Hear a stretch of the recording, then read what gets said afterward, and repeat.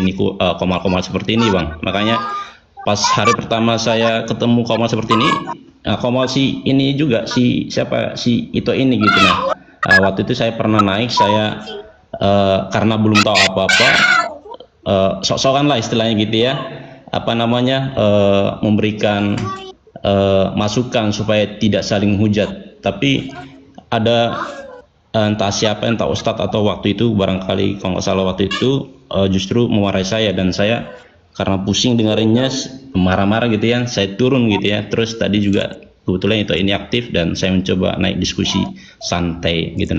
Nah, pertanyaan saya itu sering kali itu, Bang, apa namanya, saya perhatikan teman-teman muslim itu menghujat Yesus. Kalau yang sama menurut umat muslim, Isa itu adalah Yesus, kenapa banyak kejadian-kejadian atau kasus-kasus teman-teman, beberapa teman muslim itu yang menghujat Yesus? Nah, apa tanggapan eh, Bang Bang Juma ya, Bang Juma? Iya, baik. Kalau saya pribadi tidak pernah membenarkan saudara-saudara Islam saya, oknum, yang menghina Yesus. Saya tidak membenarkan itu. Dan saya juga sudah menyampaikan ke beberapa kemudian apologet Islam, jangan sekali-kali menghina. Ada dua hal. Yang pertama, Nabi Isa alaihissalam itu di dalam Al-Quran sudah diceritakan kemudian oleh Allah. Wa minhum ummiyuna la ya'lamuna al-kitaba illa amaniya wa inhum illa yazunnun. Di antara mereka ada yang buta huruf, tidak memahami tentang kitab, kecuali hanya berangan-angan dan mereka hanya menduga-duga. Fawailul lilladzina yaktubuna al-kitaba biaidihim summa yaquluna hadzal min indillah. Celaka orang-orang yang menulis kitab dengan tangan mereka sendiri, kemudian berkata ini dari Allah dengan maksud untuk menjualnya dengan harga murah. Artinya, ketika Al-Quran menarasikan lebih lanjut di dalam Al-Quran, bahwasanya orang-orang yang dimana Nabi Isa diutus mengganti perintah dengan perintah yang lain. Fabaddalal ladzina zalamu qawlan ghairal ladzi qila lahum fa anzalna 'alal ladzina zalamu rijzam minas sama'i bima kanu yafsukun. Lalu orang-orang saling mengganti perintah dengan perintah lain yang tidak diperintahkan kepada mereka kemudian. Artinya memang ketika Nabi Isa alaihissalam datang di tengah-tengah Bani Israel, ada orang jahil, ada orang zalim, ada orang fasik yang merubah pengajaran Nabi Isa alaihissalam, sehingga muncullah konsep yang kami hari ini sebut sebagai konsep Kristen. Makanya Al-Quran mengatakan, laqad kafaral ladzina qalu, kafirlah orang yang berkata bahwa Allah itu adalah salah satu dari tiga. Siapa ini? Kristen. Berarti siapa yang dimaksud di sana? Nabi Isa alaihissalam. Berarti yang dimaksud di sini adalah Yesus. Jangan menghina Yesus. Tidak boleh. Karena di situ ada keterkaitan daripada apa yang diterangkan oleh Al-Quran terkait dengan Nabi Isa alaihissalam. Nah, yang kedua, kalau orang Kristen mengatakan ditampar, diseret, diludahin, ditonjok, ditelanjangin, digantung, dibunuh, dikuburkan, itu bukan Nabi Isa lagi. Yang keluar pada hari ketiga dari kubur, yang berkata, kepadaku telah diberi kuasa baik di surga maupun di langit, pergilah jadikanlah seluruh bangsa menjadi muridku, itu bukan Nabi Isa lagi, itu bukan Yesus. Ya. Yang berkata akulah Alfa dan Omega, itu bukan Nabi Isa lagi, itu bukan Yesus. Jadi ada dua, Nabi Isa yang adalah Nabi Isa yang adalah Yesus, yang dikatakan dalam Ibrani 3 nomor 1, Yesus adalah Rasul dan Imam besar, itu adalah Nabi Isa alaihissalam. Yesus berkata utusan Allah, utusan Tuhan, itu adalah Nabi Isa alaihissalam. Tapi ketika bercerita tentang yang ditampar, disalib, dibunuh, itu bukan Nabi Isa, itu bukan Yesus. Tapi orang yang menggantikan Yesus, orang yang menggantikan Nabi Isa alaihissalam. Apalagi yang datang kepada Paulus, akulah Yesus yang kau aniaya, itu bukan Yesus dan itu bukan Nabi Isa alaihissalam. Jadi ada dua hal. Ya, izin Bang. Seperti itu Bang, silakan. Oke. Ya, saya sudah menarik sih titik poinnya gitu ya, yang Abang jelaskan tadi, bahwa ya balik lagi memang ke imannya gitu ya, bahwa apa yang dikatakan pemahaman beberapa saya sebagai orang imam, orang awam misalnya orang Kristen gitu ya. Ya, saya juga jujur termasuk salah satu yang mengatakan bahwa Yesus yang ada di Alkitab dengan Isa yang ada di umat Muslim itu jelas berbeda. Ini pendapat saya pribadi, Bang ya.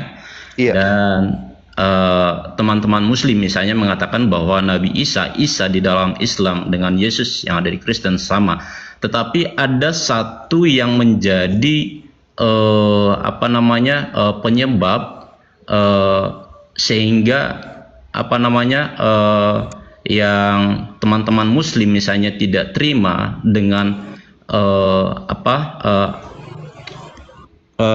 istilahnya itu konsep gitu ya, ketuhanan yang ada di dalam Yesus yang tidak bisa diterima oleh teman-teman Muslim. Teman-teman Muslim kan menyatakan bahwa Yesus itu adalah utusan, betul ya? Iya, betul. Nah disitulah semuanya. Jadi balik lagi ke yang saya bilang tadi, memang inilah tugas para ulama, tugas para pendeta, pastor supaya mengedukasi umatnya lebih benar, supaya tahu kebenaran yang sesungguhnya gitu. Nah, jadi itu yang mau saya sampaikan gitu, Bang. Terima kasih untuk sharing-sharingnya ya. Terima kasih. Iya, baik. Jadi Al-Quran saya mengatakan fakhtalafal ahzab min bainihim fawailul lil ladzina kafaru min masyhadi yaumid azim. Maka berselisihlah golongan-golongan yang ada di antara mereka. Siapa itu? Yahudi dan Nasrani. Maka celakalah orang-orang kafir pada waktu menyaksikan hari yang agung. Asmi' bihim wa absir yauma ya'tunana lakinidz zalimun al yauma fi dalalim mubin. Alangkah tajam pendengaran mereka dan alangkah terang penglihatan mereka. Mereka pada hari mereka datang kepada kami, tetapi orang-orang zalim pada hari ini di dunia berada dalam kesesatan yang nyata.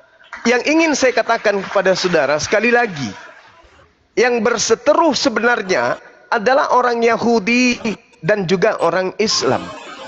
Dulu zaman Nabi Isa diutus di tengah-tengah mereka, yang berseteru adalah Yahudi dan Nasrani. Siapa Nasrani ini? Orang yang kepada mereka diutus Nabi Isa alaihi salam. Kemudian perseteruan Yahudi dan Nasrani inilah yang dimanfaatkan kemudian oleh orang-orang golongan tertentu, menciptakan satu konsep Nabi yang datang lahir tanpa ayah itu adalah inkarnasi Tuhan. Dan itu, Bung, tidak diajarkan kepada Yahudi. Makanya sampai hari ini sudah 2000 tahun tidak ada pintu untuk Kristen bagi Yahudi. Tidak ada pintu Yahudi bagi Kristen. Tidak ada selamat datang wahai Kristen, mari kita ibadah sama-sama. Selamat datang wahai Kristen, mari kita merayakan hari raya keagamaan kita sama. Enggak ada itu. Padahal konon ceritanya Kristen bersumber dari sana. Tapi pintu-pintu, jendela-jendela Yahudi tertutup untuk Kristen. Kenapa? Karena Kristen itu adalah hasil daripada penolakan orang-orang Yahudi kepada Nabi kami Isa alaihi salam. Lahirlah tipu daya tersebut. Makanya Al-Quran mengatakan wa makaru wa makarallah wallahu khairul makirin. Orang-orang ingin mencelakai Nabi Isa alaihi salam. Orang-orang bersekongkol untuk merusak tatanan risalah kenabiannya. Orang-orang Yahudi ingin membunuh beliau. Maka apa yang terjadi? Allah membalas kejahatan mereka.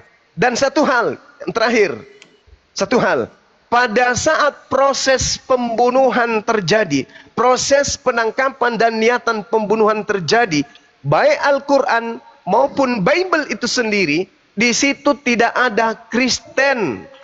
Kristen tidak ada hadir pada masa itu. Coba Anda baca Yohanes 11 nomor 45 sampai nomor 57. Kristen tak ada sama sekali.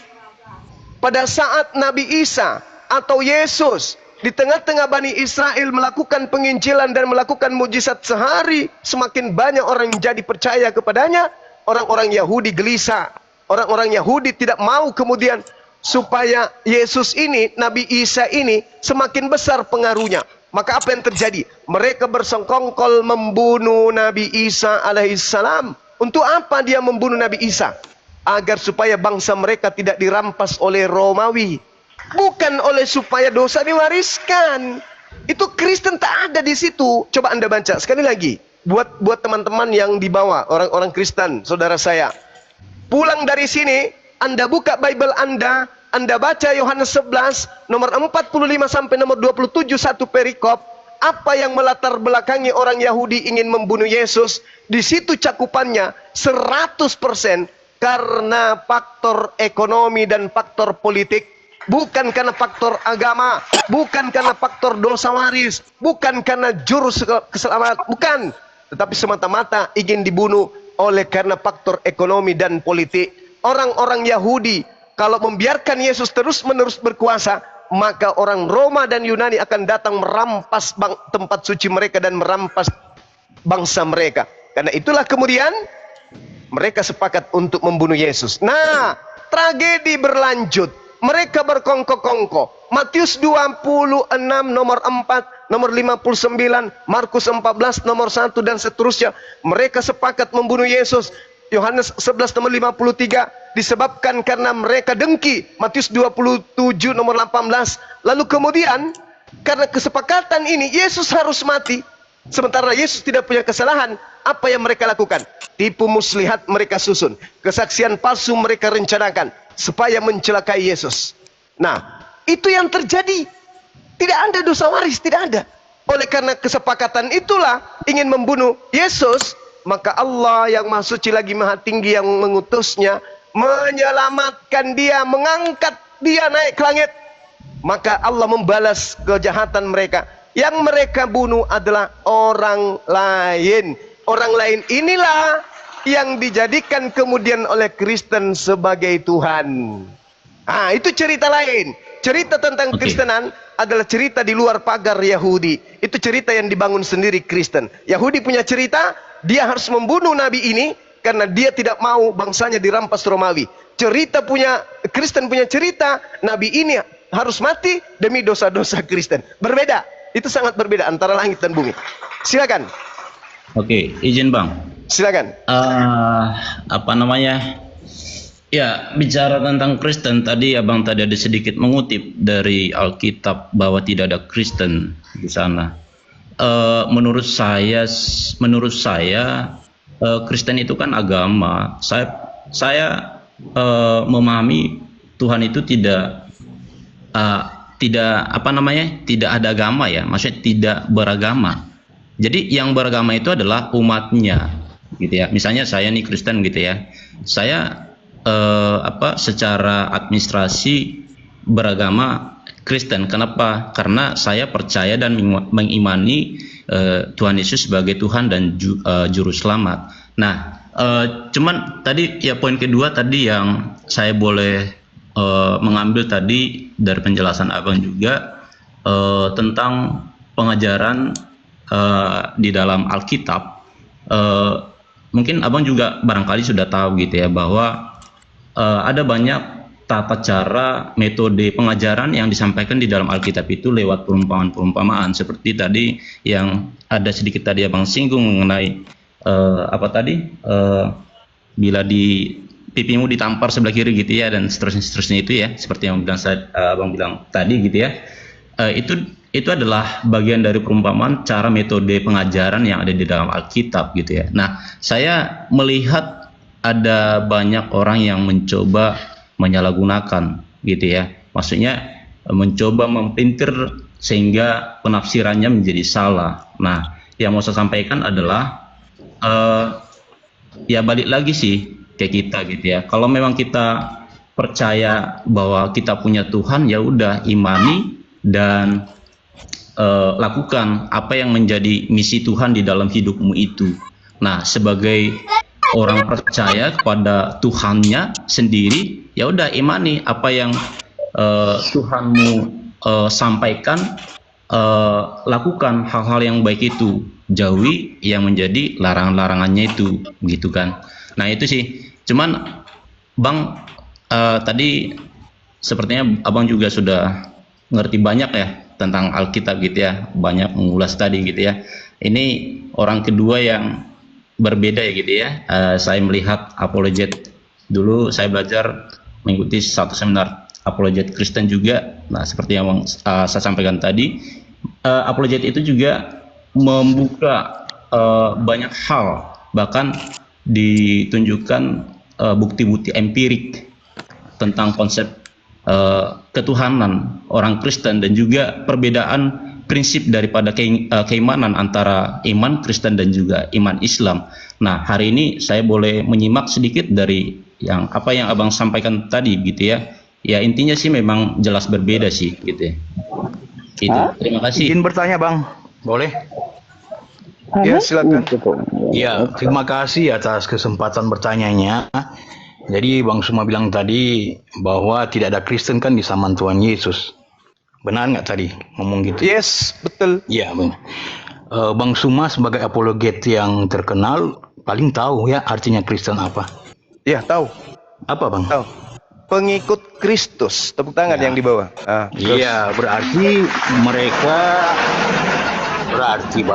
Bang walaupun sudah apologet berarti nggak bisa dipungkiri bahwa ada kesalahan-kesalahan sedikit ya, Bang. Jadi gini, Bang. Pengikut Kristus kan, Abang katakan tadi pengikut Yesus. Jadi betul. Pada waktu Tuhan Yesus ada bersama-sama dengan murid-muridnya atau pengikut-pengikut Tuhan Yesus itu, ya itulah Kristen, Bang. Ini sekedar memberikan pemahaman kepada Bang Suma ya. Jadi makasih. Mereka yang mengikut Tuhan Yesus pada awalnya itulah Kristen pada mula-mula. Itulah yang disebut Kristen mula-mula. Nah, siapa mereka itu? Mereka itu adalah murid-murid Tuhan Yesus. Mungkin di Al-Quran juga ada. Para nabi, para rasul. Nah, itulah Kristen mula-mula. Jadi ada, Bang, bukan tidak ada ya. Makanya dibilang jemaat mula-mula sih. Iya. Tapi bukan berarti tidak ada Kristen pada waktu itu gitu. Ya. Boleh saya hanya sekedar menambahkan supaya tidak ada kesalahan-kesalahan dikit. Baik. Saya boleh tanggapi. Jadi gini, saudara. Sekali lagi saya tekankan, ini supaya yang di bawah juga dengarkan. Kristen itu artinya pengikut Kristus. Kristus belum tentu Yesus. Yesus sudah pasti Kristus. Itu dulu. Jadi Kristen ini memang pengikut Kristus. Tapi Kristus yang mana? Kita jelaskan.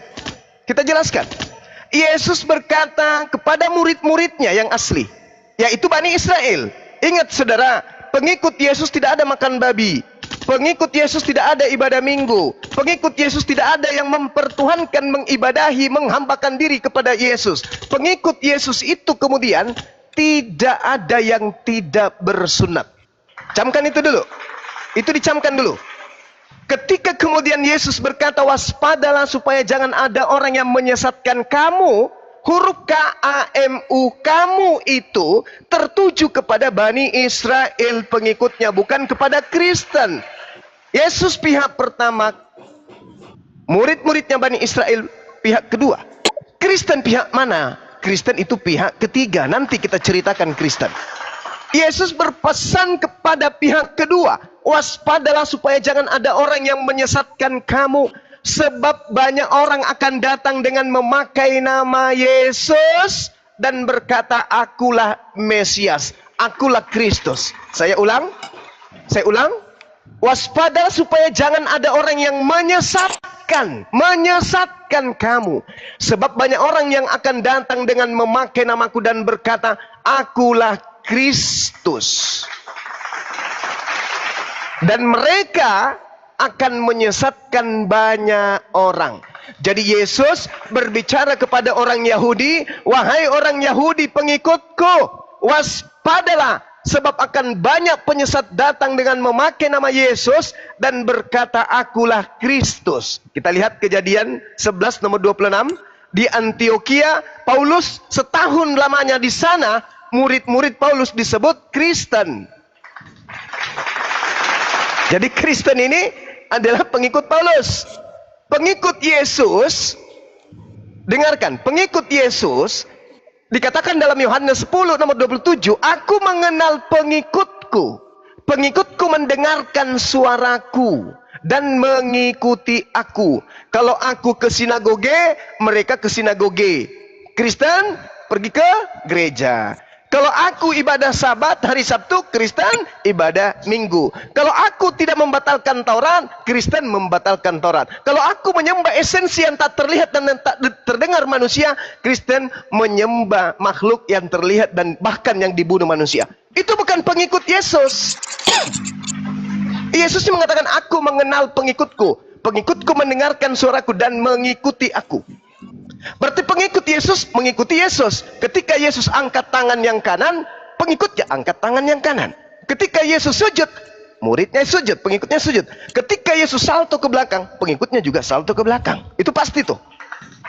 Nah itu. Kemudian satu hal, Kristen pengikut Kristus. Ingat, penyesat datang menurut Yesus mengaku Kristus. Yang datang mengaku Kristus ada ke Paulus. Siapakah engkau Tuhan? Akulah Yesus Kristus. Satu. Yang kedua. Ketika Paulus berkata, aku menerima Injil bukan dari manusia. Berarti sudah bukan Yesus nih. Ini sudah bukan Yesus ini. Karena Yesus itu manusia. Kata Yesus, barang siapa yang mengakui aku di depan manusia, maka anak manusia yang adalah aku akan mengakuinya di depan malaikat-malaikat Tuhan.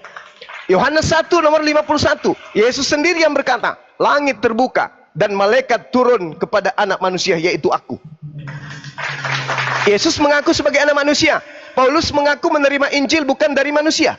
Galatia 1 nomor 11 dan juga nomor 1 dan juga nomor 12. Aku menerima Injil bukan dari manusia. Bukan manusia yang mengajarkan Injil kepadaku, melainkan Kristus Yesus. Pelan-pelan, dengarkan yang terakhir. Pelan-pelan, Paulus berkata menerima Injil bukan dari manusia, tetapi dari Yesus. Dengan kata lain, Paulus tidak mengakui bahwa Yesus datang sebagai manusia. Baca 2 Yohanes 1 nomor 7. Siapakah penyesat itu? Dalam bahasa Yunani planos, penipu, pembohong, penyesat. Siapakah penyesat itu? Bukankah dia yang pergi ke seluruh dunia, yang tidak mengakui Yesus datang sebagai manusia? Paulus, sini Paulus, saya mau tanya, Yesus datang kepadamu, ya manusia atau bukan? Bukan. Siapakah penyesat itu? Bukankah dia yang pergi ke seluruh dunia, yang tidak mengaku Yesus datang sebagai manusia?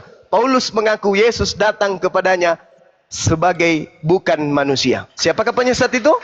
Dia yang pergi ke seluruh dunia, yang tidak mengaku Yesus datang sebagai manusia. Makanya pengikut Paulus ketika umat Islam menyajikan, kenapa Yesus lahir? Kenapa Yesus makan? Kenapa Yesus takut? Kenapa Yesus sembunyi? Kenapa Yesus kemudian bla bla bla bla? Apa kata Kristen? Pengikut Paulus, ya itu kan sisi kemanusiaannya.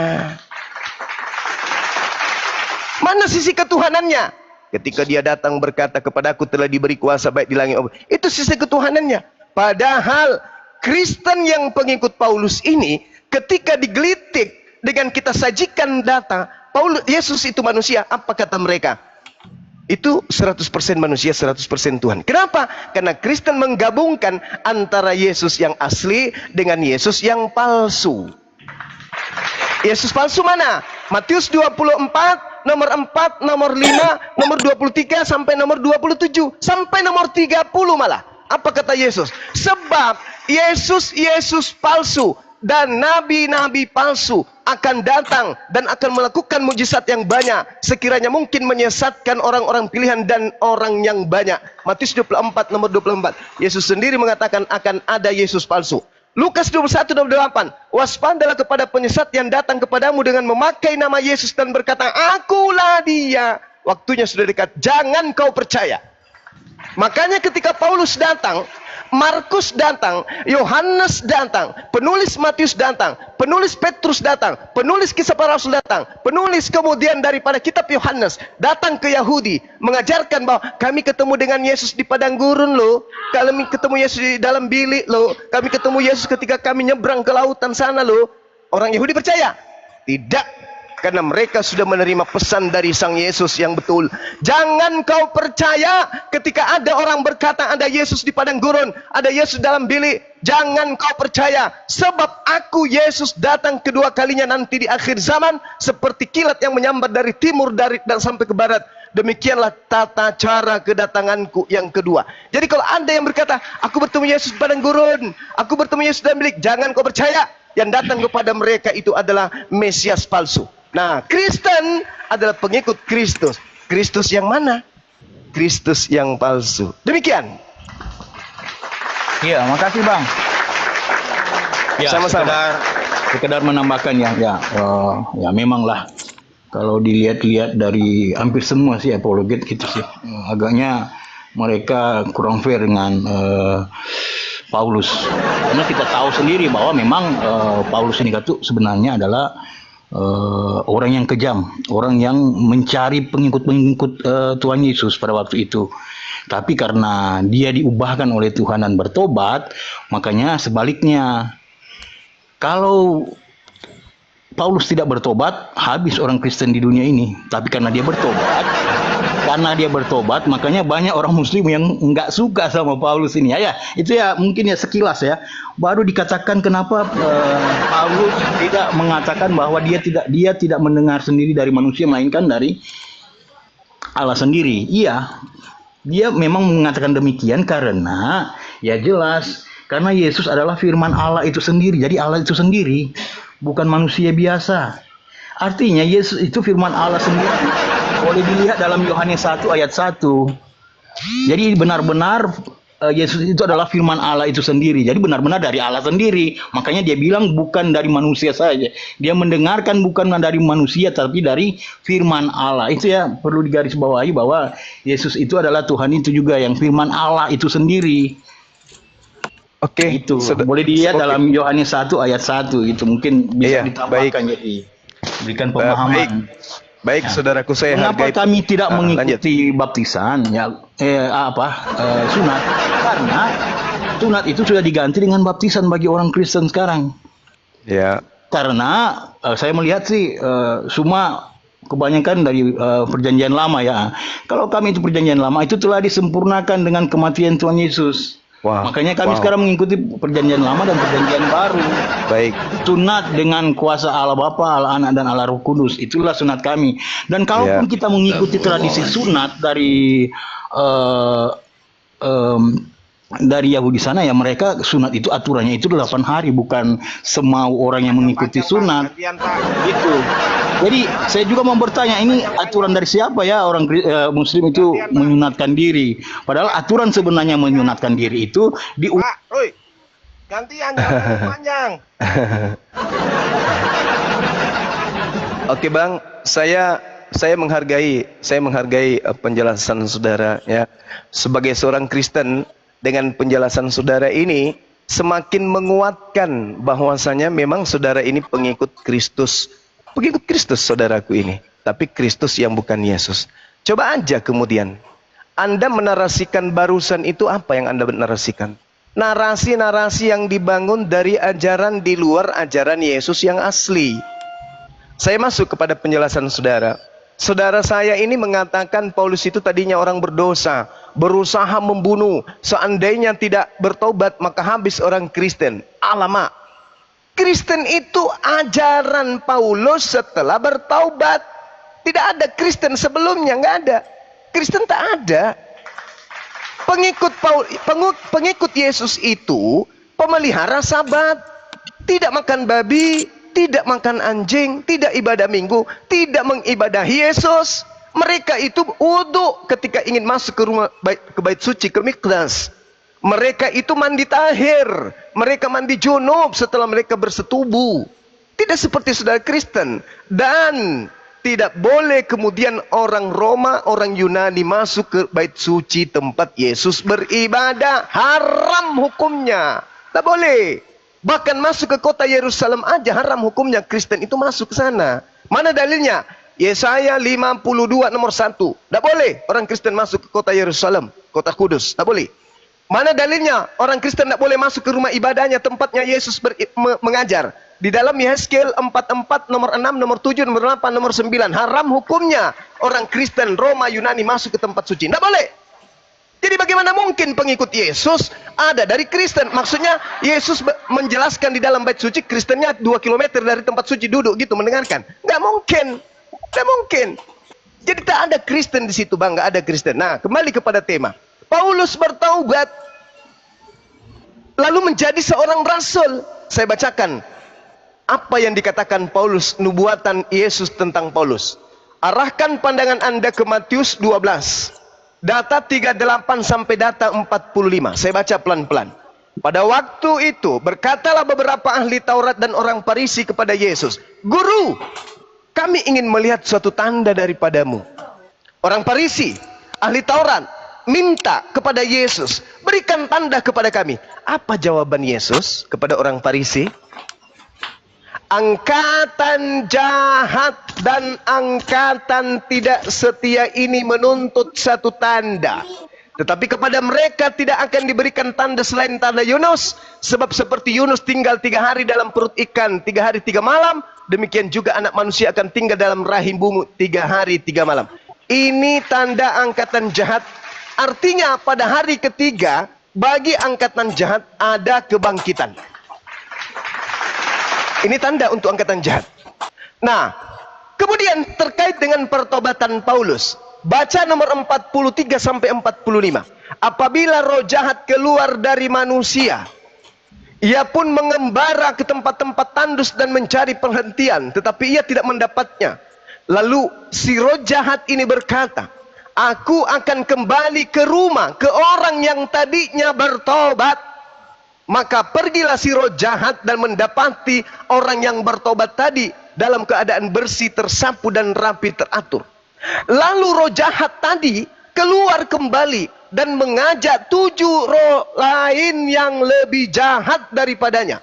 Dan mereka 8 roh jahat ini masuk dan berdiam kembali kepada orang yang bertobat. Masuk dan kembali 8 roh jahat ke dalam orang yang sudah bertobat tadi. Maka akhirnya, dengarkan pelan-pelan, keadaan orang yang bertobat itu jauh lebih buruk daripada keadaannya semula. Dengarkan, demikian juga akan berlaku atas angkatan jahat ini. Jedar. Izin Jadi Bang. orang Ya, sabar. makasih Bang. Ya, penjelasannya. Jadi mungkin tanggapan lagi dari saya. Begini Bang, saya ingin bertanya, Abang Silakan. semua sudah ke Israel? Sudah ke Israel? Silakan. Sudah Di pernah mana, ke gimana? Israel, Bang Suma? Sudah ke Saya Israel? belum pernah ke Israel, belum. Oh, makanya Bang Suma nggak tahu. Maaf Bang, jadi kalau kita ngomong itu harus dengan faktanya. Iya, apa Kalau yang seorang terjadi di apologet, Israel saya sudah sarankan pindah? Anda Abang, harus apakah tunggu Bang, sabar apakah Bang, sabar, Vatikan sabar. sudah pindah ke Israel?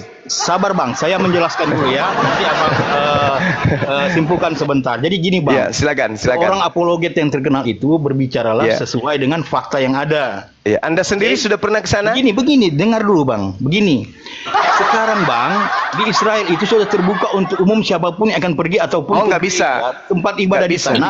Oh, Nggak bisa. pendeta kami baru pulang Bang. Iya, 2 tapi di minggu yang lalu. pinggirin kita. Tidak di pinggiran Bang. Maaf. Dia di pinggirin. Oh, nggak bisa. Tidak, Teman tidak, Bang. sahabat-sahabat Di saya sana. banyak di sana. Di Orang sana, Islam Bang. yang boleh Bahkan masuk ke di bait tempat-tempat sucinya orang ibadah, Yahudi. di tempat-tempat Orang Kristen ibadah tak itu bisa. mereka beribadah bersama di sana. Diludahin, Bang, orang Kristen di sana. Malahan di mana Diludahin. tempat Tuhan Yesus terangkat itu banyak orang wisatawan Kristen yang Oh, hadir itu di sana. beda. Itu di luar kota itu. Kuburan Iya, Yesus yang ada tapi dalam gua itu. tempat-tempat ibadah itu mereka beribadah Bukan, bersama. bukan. Itu bukan Itu, tempat Bang. ibadah kami itu. Jadi, mohon maaf Bang, kalau itu kayaknya Abang keliru kalau dibilang Oh, enggak. orang-orang Enggak, Kristen saya dilarang tidak akan keliru. beribadah bersama-sama Karena dengan teman saya mereka. kami biasa video call, kami live kan sampai berjam-jam di sana. Enggak ada itu, Bang. Kristen enggak boleh masuk ke situ, enggak boleh. Ada Bang, Nggak boleh. itu tempat umum Iya, itu, Bang. ada. Untuk Esra orang Soru juga beribadah. kemarin posting-posting. Di mana Esra tempat Soru. orang beribadah itu mereka tidak melarang untuk orang-orang untuk beribadah. Esra Soru juga baru-baru ke sana. Dia videokan semua tempat-tempat yang didatangi, tapi nggak masuk ke dalam tempat sucinya orang Yahudi. Nggak masuk, nggak boleh dia. Nggak boleh masuk. Ada Bang, ke situ. kalau pendeta kami sudah barusan pulang, baru 2 minggu aja yang Kecuali kembali dia dan menggunakan menunjukkan. atribut Islam baru bisa masuk ke sana. Kalau dia masih pakai lambang salib, Iya. diludahin Bang, ditonjok, dihantam cangkul belakangnya Bang, nggak boleh masuk Kristen gitu. Nggak mungkin orang Yahudi melanggar aturan mainnya, nggak mungkin. Coba Anda baca Yehezkiel 44, Bang. Baca, teliti baik-baik. Yehezkiel 44 nomor 9. Titiknya itu di situ. Semua kesalahan yang pernah kau lakukan, wahai Israel, ku maafkan, ku ampuni. Tapi satu kesalahanmu yang paling aku benci, yaitu engkau memasukkan orang yang tidak bersunat nonotnya ke tempat suciku. Tuh. Murka semurka.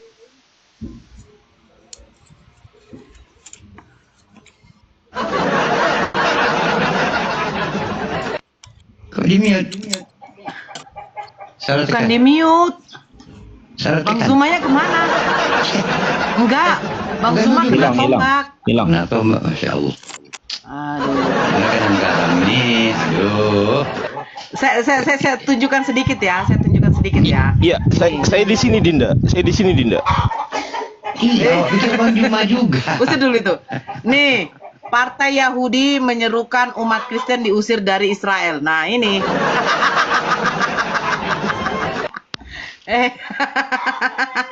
Enggak betul kata Ki Juma, Kak. Ya, tapi nggak ada. Cuman- itu ayam cuman diusir di- dulu ribut kali pun. Ayam siapa? Aduh, nggak ada Bang Zuma. Ayamku, enggak ayam Oh. ayam di depan. Ini coba Bang jangan.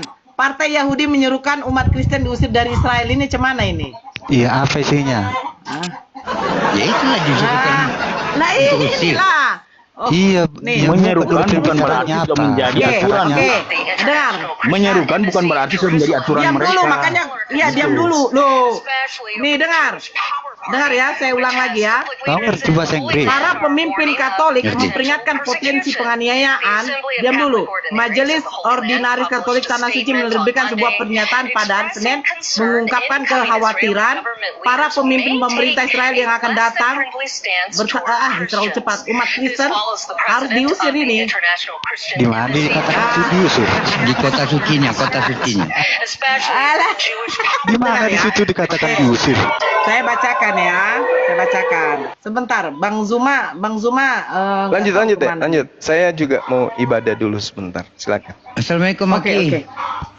Ya, waalaikumsalam warahmatullahi Islam kalau nggak nipu nggak makan lah kali. Udah mulai ini. Aduh. Mulai ini. Nora, Masalah kemarin kau ini. dapat ini donasi, kenapa nggak kau jumpa itu Polda? Udah dipanggil lu loh, takut lu. Ya, udah selesai ya. Udah selesai. Buat lain lapor. Diam Ini dulu. kenapa namanya kok Cuma M4 dengan mat? Kenapa? dengan Nora ini pengecut loh. Nih, Katanya saya pemberani. kasih Bang moderator ya, Bang apa? Katanya kalian pemberani kok pengecut. Apanya? Tidak Kok jadi pengecut kalian berdua cuma sama Didatangin Nora. Polda sama Kak Nora. Kenapa jadi pengecut? Enggak, ini kenapa sih? Kenapa kok Anda kok ngomong terus itu loh? Bisa diskusi nggak gitu loh? Kalau mau diskusi. Kalau Itu mau berani. kalau mau daftar pembantu, Iya. kalau mau daftar pembantu di sini saya majikanmu. Nah, kau diem. Nah, nurut kan sama pembantu. Nah, nurut diem dulu. Nah, gitu. Nurut sama majikan ya. Diem. Nah, pinter. Diem dulu. Kenapa pengecut? Diem dulu loh. Saya majikanmu, Kecut. kau saya suruh diem. Kau Apa saya suruh kecut? diem. Saudara Mamat, jangan kemudian mengganggu diskusi. Kita lagi diskusi baik loh ini. Enak-enak loh tadi. Kalau nggak mau masalah. hujat-hujatan jangan di sini. Begini aja Gurunda, izin saya lempar ke neraka supaya dia bertemu dengan Hellboy. Hellboy kan tangannya gede sebelah. Minta tolong Mamat, kau minta tolong sama Hellboy, suruh pukul kepalamu sampai pecah tuh sama tangan kanannya Hellboy. Lanjut. Jadi sedikit lagi sebelum saya ibadah ya teman-teman. Lalu iblis itu keluar dan mengajak ketujuh roh iblis yang lebih jahat daripadanya, dan mereka berdelapan iblis berdiam di situ. Maka orang yang tadinya bertobat, akhirnya keadaan orang itu lebih buruk daripada keadaannya semula. Demikian juga akan berlaku bagi orang Farisi, angkatan jahat ini. Keren kali ya, Ki. Goyang, Keren kali ya, pasti Ki. goyang, pasti goyang. Keren. Pasti Keren. goyang.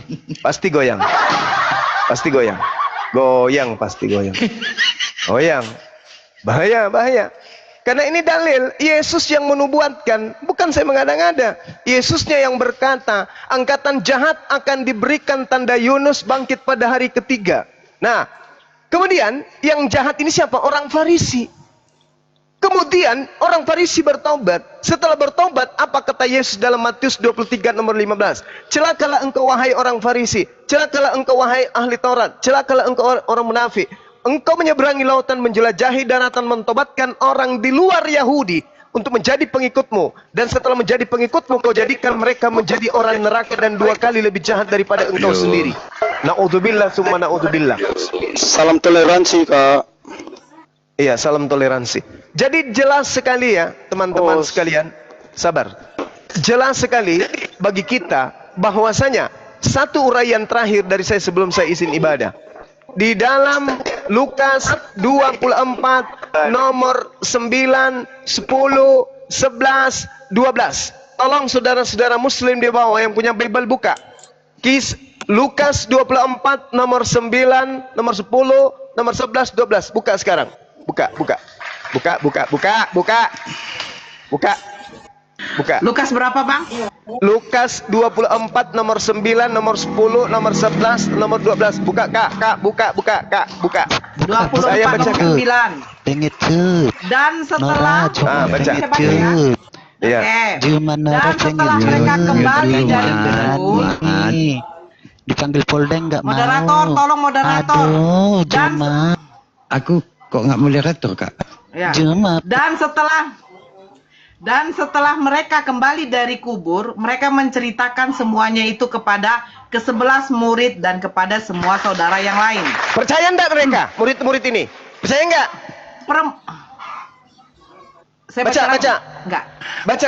Percaya enggak mereka? Perempuan itu ialah Maria dari Magdala dan Yohana Yakobus. dan Maria ibu Yakobus dan perempuan-perempuan lain juga yang bersama-sama dengan mereka Percaya memberitahukannya enggak? kepada rasul-rasul. Tapi Percaya bagi enggak mereka rasul-rasul? perkataan omong kosong dan mereka tidak percaya kepada perempuan-perempuan. Stop dulu. Stop. Dengarkan. Stop. Murid-murid Yesus tidak percaya tanda Yunus. Betul? Betul? Yang percaya tanda Yunus cuma angkatan jahat. Murid-murid Yesus tidak percaya kalau gurunya hilang, kalau gurunya bangkit. Murid-murid Yesus tidak percaya. Yang percaya angkatan jahat, yaitu karisteng pengikut orang Farisi. Baca nomor 12-nya. Pelan-pelan. Oke. Sungguh pun demikian Petrus bangun dan lalu cepat-cepat pergi ke kubur itu. Ngapain? Ketika ia menjenguk ke dalam, ia melihat Kain hanya kafan. kain kafan saja. Dalam hatinya Lalu ia berkata apa? pergi dan ia bertanya dalam hatinya, apa yang kiranya telah terjadi? Wow. Subhanallah, Masya Allah. Aki, Syukran. 9 skala Richter, Aki. Waalaikumsalam warahmatullahi 9 wabarakatuh. skala Richter, Aki. Berbicara. Ya, sabar Guru Jance, sabar. Sedikit aja. 20 detik. Coba. Angkatan jahat diberi tanda kebangkitan pada hari ketiga. Dan angkatan jahat kerasukan 8 iblis di dalam tubuhnya. 8 iblis yang ada dalam tubuhnya itu. Coba kita lihat. Tolong carikan saya dalil di mana Paulus mengaku bahwa di dalam tubuhnya ada iblis yang menggocoh dirinya. 1 Korintus berapa? 1 Korintus 5 nomor berapa? Nomor berapa? Nomor 5? Coba. Sabar Bang, sabar. Masya Allah, 9,3. 9,3. 1 Korintus 5. Coba, bukan. Di dalam tubuh Paulus itu ada iblis. Ada kan? Di mana itu ya? Coba di 2 Korintus 12 nomor 7 deh.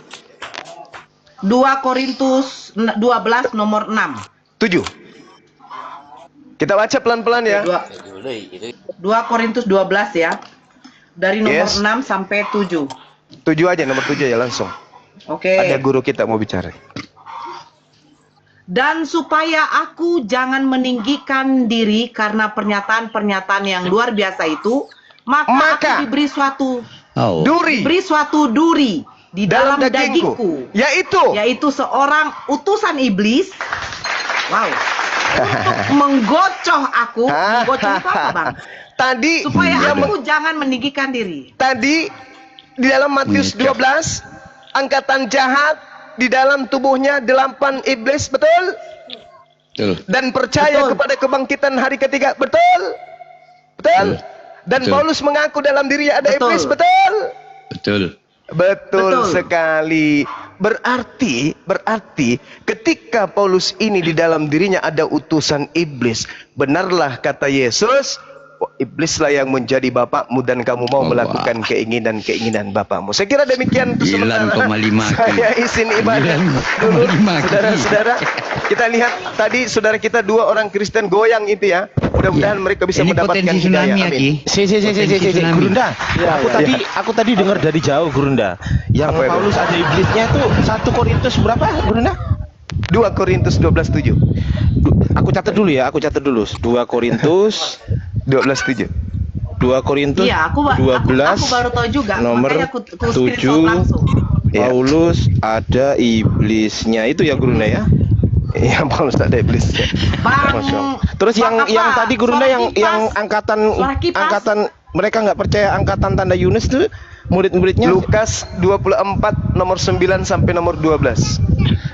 bukan yang ini, yang di Korintus yang murid-murid Yesus nggak percaya tanda angkatan Lukas 24 Lukas 24 9 mulai ayat sampai 9 12. sampai 12 Oke. tentang kebangkitan Gurunda. Yesus Mantap itu. lah, luar biasa lah Gurunda Zuma. Ya. Ini gempa Gurunda, ini gempa Gurunda. 9,5 Ki. Laporan dari BMG. Makanya 9, aku kalau kayak gitu aku selalu 5 WA skala Richter. Berpotensi hancur tsunami. lah, Oh. hancur. Berpotensi tsunami kok, gimana? Ini juga ada data ini Bang Juma. Dewa pun Dewa pun ada data yang bagus di sini ya. Penggelapan ini, penggelapan. Bentar, Dewa open cam. Ini jelas ngawur ini. Penggelapan. Ngawur kalau ini jelas. Open cam dulu sebentar. Dewa nggak bisa open cam, di follow dulu lah ya. Oke. Minta di follow dulu. Aku enggak. Ada 2.800 mata memandang. Oh iya, Bentar, Pak bentar. Dance, silakan. Izin. Ya, oke.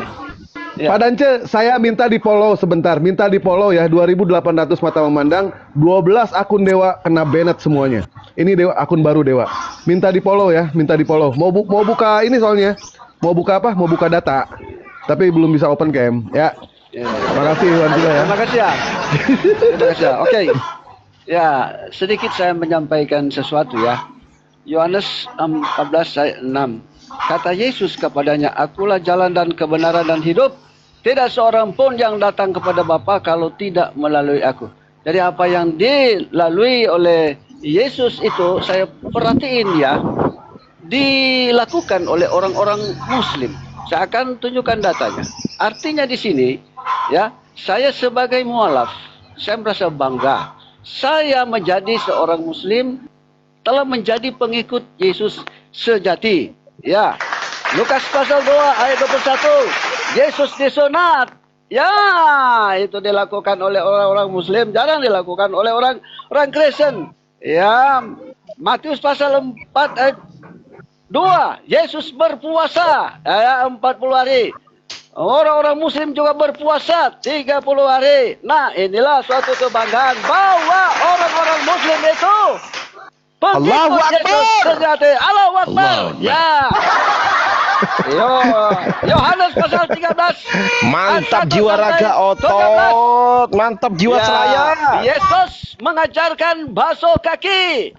Ya. Allah. Apakah ini dilakukan oleh orang-orang Muslim? Iya. Dilakukan. Orang Muslim.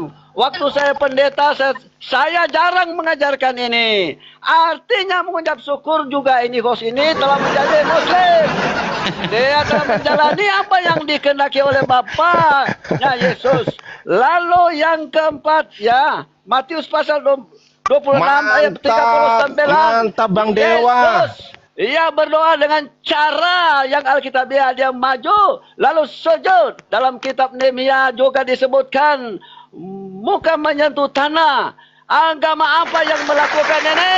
Hanya satu-satunya Islam. Allahu Akbar. Iya. Akbar. Lalu Mantap. selanjutnya Yohanes 17 ayat 3. Ya, mengenal hidup Syahadat. yang kekal itu mengakui Allah satu-satunya dan Yesus yang Engkau utus. Ada dua hal di situ, pengakuan Allah satu-satunya dan ada yang diutus. Itu Allahu juga Akbar. dilakukan oleh orang-orang yang mau mencari Allahu dalam arah yang Akbar. benar. Masya Allah. Mereka syahadat. Ya. Dan Mantap Bang Dewa. Bang Dewa ternyata akhir banyak hafal ayat juga ya. Mantap Bang Dan Dewa. Dalam Bible, dalam Bible, ya, Yesus mengalahkan maut dan dia disebutkan dalam keadaan posisi mati, dia dikafani, dibungkus dengan kain putih. Ya, Allahu Akbar, apakah Masya Allah. itu dilakukan oleh orang-orang Muslim? Ya benar, waktu saya pendeta jemaat saya meninggal dunia, saya beli jas, saya beli sepatu, saya beli sesuatu yang mahal. Ternyata itu tidak tertulis dalam Bible. Iya.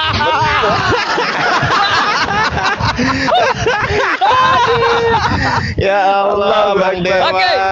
Masya Allah. Terakhir, Oh, lanjut ya. Oke, saya atau sedikit mungkin- lagi. Oke, Gerunda silakan, sedikit. silakan. Saya Silakan. hanya titip ke Dinda Ardiansa 1 Timotius 1 nomor 20 terkait dengan yang tadi itu di dalam 2 Korintus 12 nomor 7. 1 Timotius 1 nomor 20, di antara Hymenius dan Alexander yang Oh, telah iya, betul. kuserahkan kepada iblis. Jadi Paulus iblis. melakukan sesajen, Allah. Paulus melakukan tumbal kepada iblis. Kemudian 1 Korintus 5 nomor 5, orang itu harus kita serahkan dalam nama Tuhan Yesus kepada iblis sehingga Ya. binasa tubuhnya agar rohnya diselamatkan.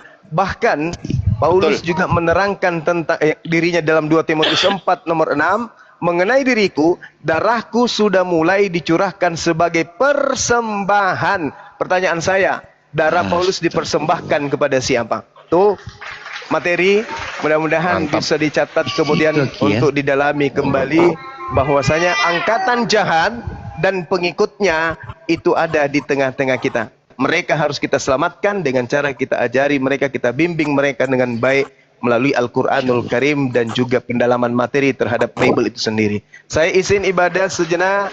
Wabillahi taufiq wal hidayah. Assalamualaikum warahmatullahi wabarakatuh. Waalaikumsalam warahmatullahi wabarakatuh. Mantap.